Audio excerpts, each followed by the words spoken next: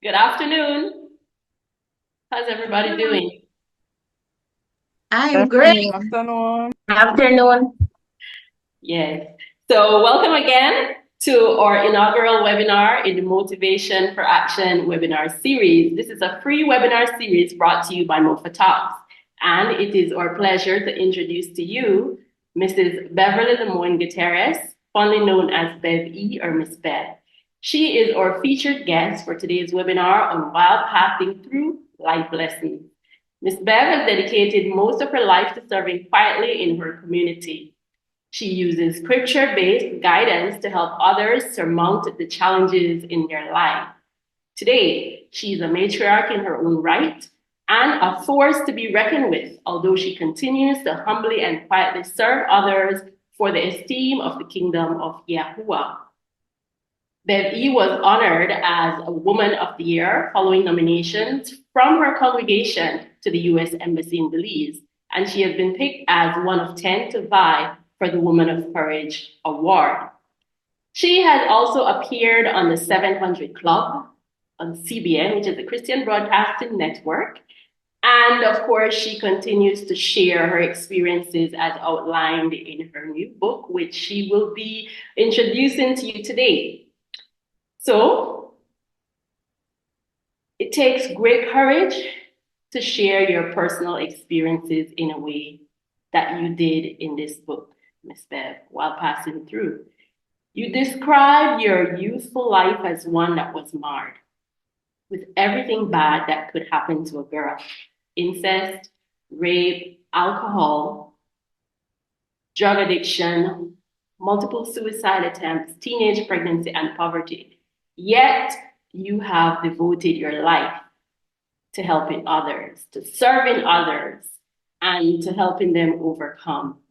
In this first segment of the webinar, we would like you to share with our audience your personal story in a nutshell, because we know there's quite a lot there, and what motivated you to write the book, and how you hope that this book will empower others to overcome their personal struggles. Ms. Bev, over to you.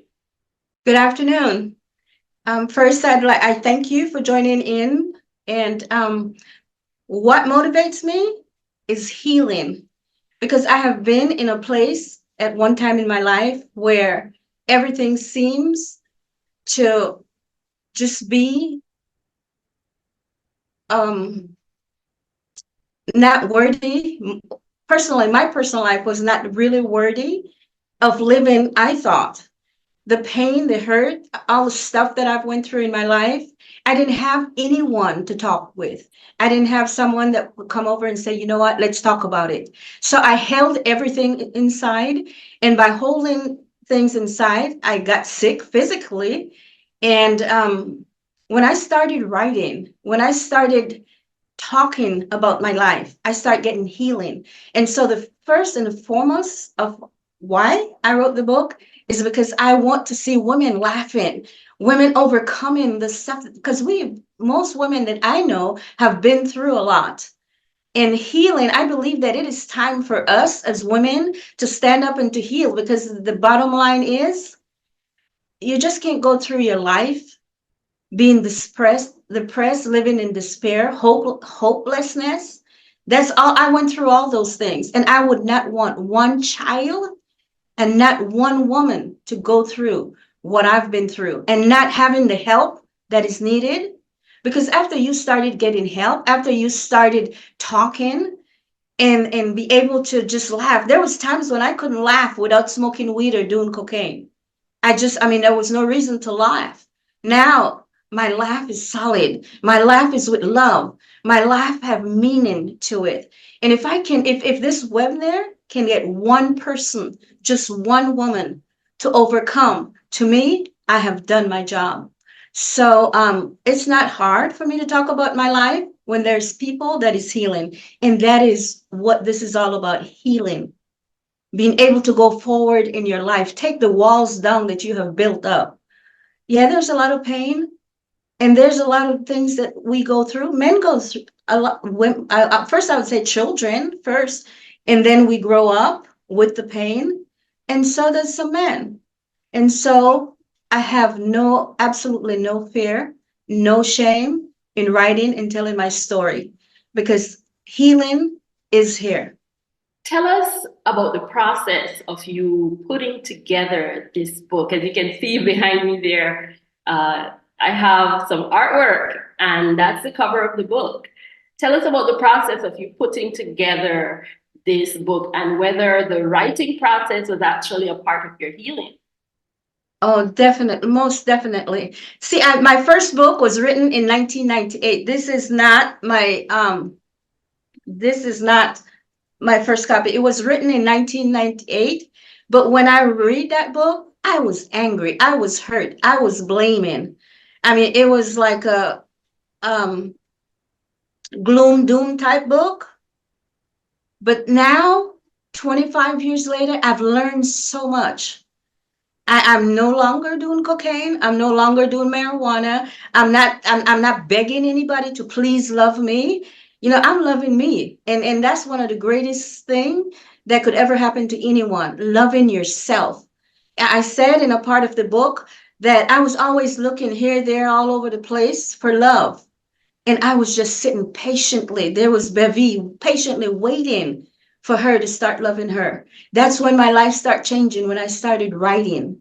But again, if my first book, I was angry as hell. I mean, I was just blaming you do this, you do that, but then I realized that things happen for a reason and for a purpose. I believe that we go through things so that we can teach others how to overcome. I don't believe that we go through things and we're just supposed to sit there and, just take it and be painful and, no love, just dreadful, wanting, begging for somebody to love you and not loving yourself. This is one of the greatest gifts that could ever happen to anyone, loving you. Just loving you is I mean, I am my own best friend. I talk about I am the best times that I have ever had in my entire life is Bevy being with Bevy alone, just driving, just talking to her, just being alone, taking her out to dinner and just sit there and eat and watch people. And I don't need anyone to I hear people says, well, you know what? When you're with somebody, they're supposed to bring you up. Oh, please, if you can't bring yourself up, then you're still there.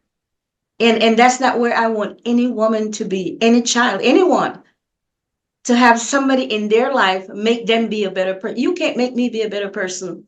You have to make yourself be that better person. And so writing the book was a plus. I learned after 25 years, there's so many lessons that I've learned that I put in the book, lesson learned and lessons that I live by. Now, I wanted to touch a little bit on the issue of forgiveness. And this is, to me, the toughest part, forgiveness. Because when somebody hurts you physically, sexually, it's a crime. It's a punishable crime. I have a section in my book regarding forgiveness. I went to my mom's house and I saw my stepfather. So first I went to church and they told me that you have to forgive. And I decided, okay, I'm going to do this forgiveness thing because the pastor teach less. It was so convicting to me. And so I said, I have to go and I have to forgive my stepfather. So I went and I drank some Bacardi and rum. And I went to my stepfather and I said, Pa, why you do this to me? But I forgive you, Pa. I forgive you for doing this to me.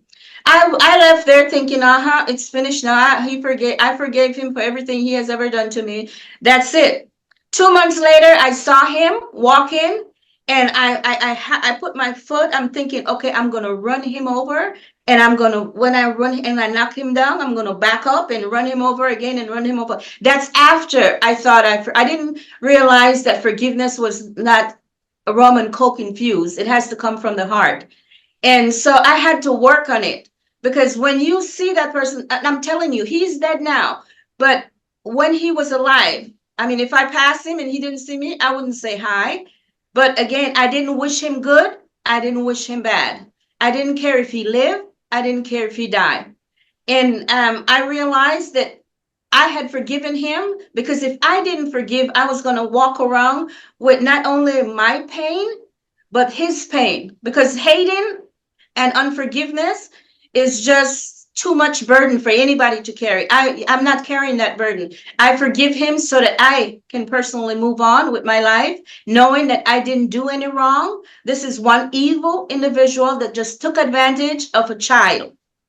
And so I realized that, and by realizing that, I was able to forgive and move on. But nobody can tell you when and how to forgive. It has to be something that you decided, you know what, I want to live. I want to live without his guilt upon my back. And that's how I have forgiven. But it took a while. No, I'm not saying how healing is going to take for anyone. You can be healed with one word, but then again, it's a process. For me, it was more of a process. It was first I found a little bit of joy in marijuana. Then after my brother died with marijuana laced with embalming fluid, then the thing that brought me much joy was the marijuana. And I was afraid now to go ahead and smoke that marijuana because I'm thinking any minute I could die like my brother, because his was laced with embalming fluid. And, that killed he went mental and he died. So I changed drugs and I went to cocaine. I was searching for that thing that I could not have gotten without the Father, without a personal relationship. I'm not talking about going to church. I'm talking about a relationship where you sit and you talk to your maker, where you sit and you said, you know what, this is what I'm feeling. And if you are who you say you are, then please, I need help, because I realized I didn't make me. And because I didn't make me, I couldn't heal me like I wanted to be healed. So I turned to a higher power. And I can only tell you how I got healed. I can't say, I remember going to a psychiatrist for counseling, and he picked up a book and he says, okay, chapter 3, verse this says that this is how you're supposed to feel. And I'm like, I'm sitting there looking at him, and I am paying $125 for this.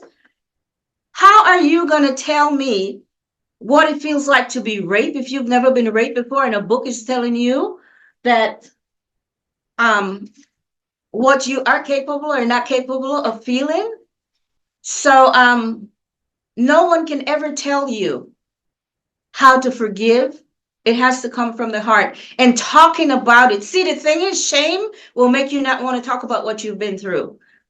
And a lot of people just won't. And families, for example, oh, don't, if you say this is going to happen. Well, you know what, the person who did that should have thought about that before they did what they did. And so working on forgiveness for me was a process, but I got to that point. I remember holding up the marijuana and said, you know what, I really want to know what it feels like to laugh without having to smoke this, because there was nothing funny without my marijuana. But now I got to the point where I probably laugh too much because I feel it, the joy from my heart. And if one woman could get to that point, like I said, I have done my job. That's quite a lot to have to deal with. It's almost like once you start having these sorts of experiences and you can't see the hope, you can't see a way out, it's compounded. One thing leads to the next, and so you can't get out of it on your own.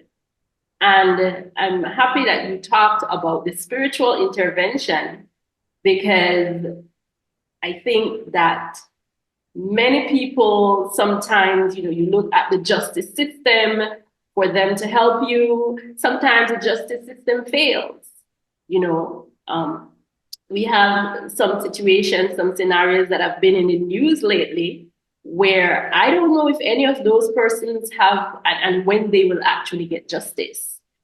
And so it's great to know that, even though perhaps the perpetrators have not been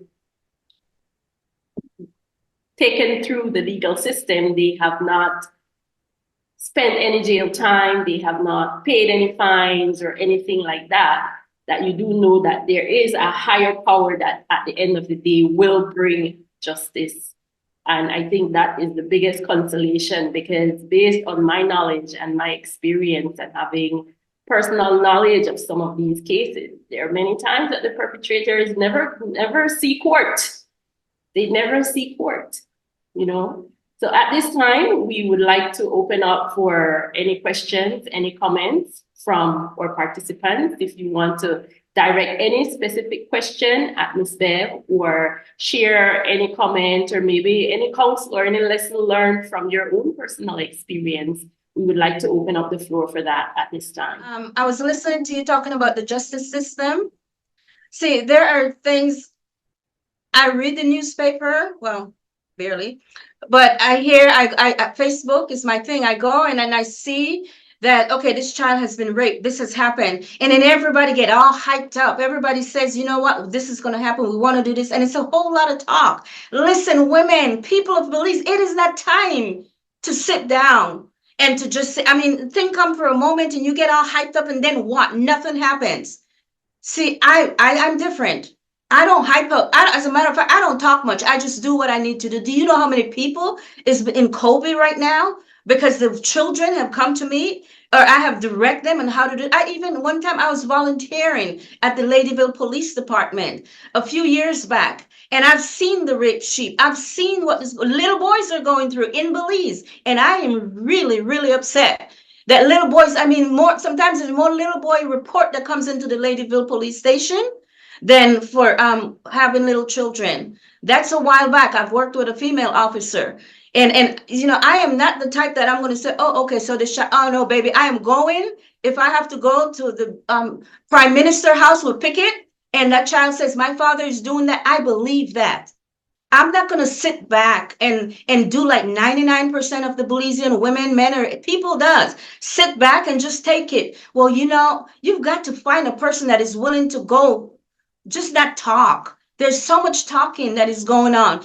Action is what is needed. Ain't nothing gonna change if somebody don't step up and somebody don't do what they need to do. And if you're looking at the justice system, I have no idea what they're going to do. I can't say they're good or they're bad. The fact is, I know who I am. You don't depend on somebody else to do what you know is right. Not because they're not doing their job means that you're not supposed to do yours.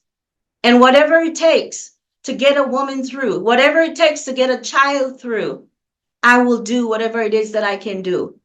And I know where my backing come from. Miss Aisha Garway, forgive me if I didn't quite pronounce your name correctly. And she said, Miss Bev, you are a brave woman. Miss Garway, I hope that perhaps you can join along. I mean, like I say, there's so many people out there. There's some very wealthy people. There's some people that, you know, and they're pretty, but they're all messed up. They have money, but they're all messed up. Instead of just coming together as women for a common cause, just to help children that doesn't deserve to go through what they were going through. I have been there. Like I said, my first sexual experience was with my brother. Then my stepfather, I was pregnant, not knowing what I was going to do. Then I got barren. I wasn't able to have children after my first child that I born. I lived with being barren, not knowing that if my husband is going to want to be with me or not. I got divorced, and then I started doing stuff that was some crazy stuff, some messed up stuff. But then I start getting healing. And I know the life that I used to live. Like most people talk about, okay, were you rehabilitated? Never. You can never rehabilitate me, because rehabilitation means to return to normal stage. Well, I wasn't born in a normal situation. You can habilitate me, which means you can give me the tools necessary to function in today's life. That's habilitation. Rehabilitation means to return me, but I would never want to go back to my normal, what used to be my norm. Rape, incest, suicide attempt, drugs, alcohol, that was my norm. And I would never go back there. Now I can go forward with habilitation, which I'm going to get, you know, the tools necessary to function. And some of us just need to function. Some of us function and we function in, I was a functional addict. I was a functional marijuana user. I was a functional cocaine user. And you know what? It doesn't matter if you snort or you smoke, but you know, I just want to say it was snorting, it wasn't smoking, which I don't know if that's higher or lower, but whatever it is, it was, you know, I was functional doing it. And so a lot of people are functional, abusive people. You know, you go out there and you look pretty, you dressed up, you have your, and inside is messed up. And when you get that inside clean, It's like, you know what? A lot of people just judges you from the outside appearance instead of judging you from what is within. When you have the right stuff and you know who you are, and when you start loving who you are, I'm telling you, you got it going on. You don't have nothing going on with your big ride and all your money and all that. That's nothing. You're gonna die. And you don't want to live your life. Die without not living a life. The ability to love after all the mess that I have been through. I didn't get the love I want from my mother. I didn't have a father that could give me that love. And when I got that love and start loving me, then I can give that to each other. You can't give something you don't have. You can go out there and say, you know what, I love, and it is sad because people say, I love my car. I love my job. I love, and then they look at their children and say, I love you too. Do you really know what it is? I guess I'm taking too much of everybody else's time. Okay, I'll That's be quiet while fine. you talk. This is your day. This is your day. Ms. Karen Figueroa wants to know where to purchase the book, so maybe you could address that. I know you placed something in the chat, but just for the benefit of others who are on the call. I know Amazon is printing, Amazon is publishing, and Amazon is also advertising. Amazon, he's going to be sending out the links on our website. I know we have a website while passing through, which will be up and running, I guess, right after this webinar, because what we're working on is doing a launching in the nation of Belize. We're also doing it in the United States, but that isn't, that's not here or there. So when he tells me, I'll tell you. But I do know that Amazon has the full rights and everything for the printing, publishing, and mailing. We have ebooks and we have paperbacks. So he'll be putting up a link. We could share the link in the update. After the webinar, we'll be emailing you. Once you registered, we have your email address. And so we'll be emailing you with updates and also our recording of the webinar. So you'll get whatever information you need to be able to follow up. But one of the things I wanted for us to also touch on just before we leave, because we do have some educators here in the webinar, and one of the key things is to reach out to the schools or organizations that work with especially young people who are struggling, who do not know where to turn, who can benefit from your testimony, from your experience, and from your counsel. And I'd like to also acknowledge in the room my good friend, Mr. Colton. Hi. Good afternoon. And he's also an author, and he writes about similar issues. And he brought out a new book also. So we hope to have him in one of our upcoming sessions, so that he could also share his testimony and his wise counsel, his experience with you. This is just the first, and we do hope that you could join us. Of course, we know we have a little ways to go in terms of promoting, keeping you informed. This is just the first, but I encourage you to stay connected. We're looking forward to having some more sessions. Our next session is to be with Mr. Virgilio Murillo, and he is the Chief Executive Officer of Kobe Foundation and the Superintendent of the Central Prison.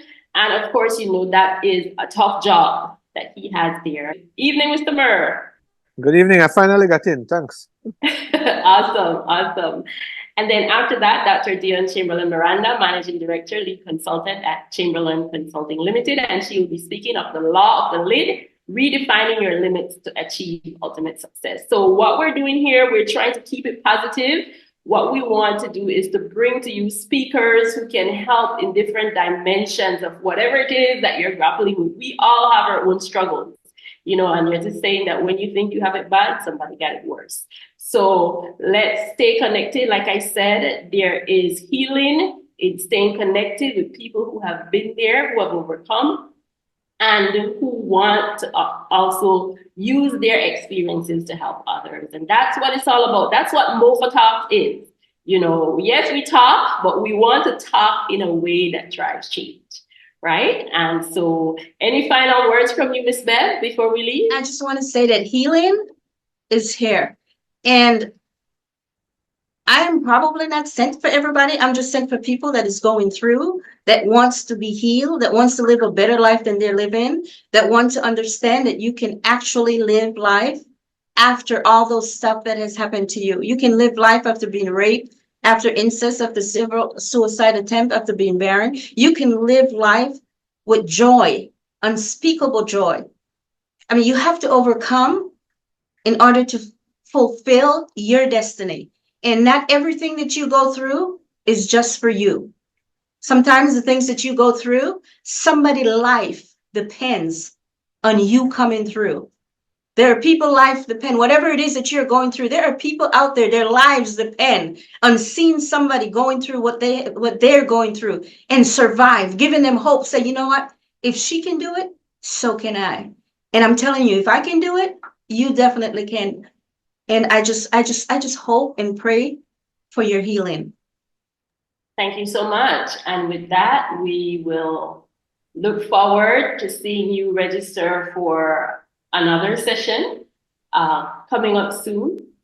And we do ask you to register because what we want is certainly for us to stay connected. We will send you updates if you give us permission. We ask if you give us permission to email you, to add you to the mailing list. So go ahead and fill out those forms. So bye for now, and we're closing off until next time.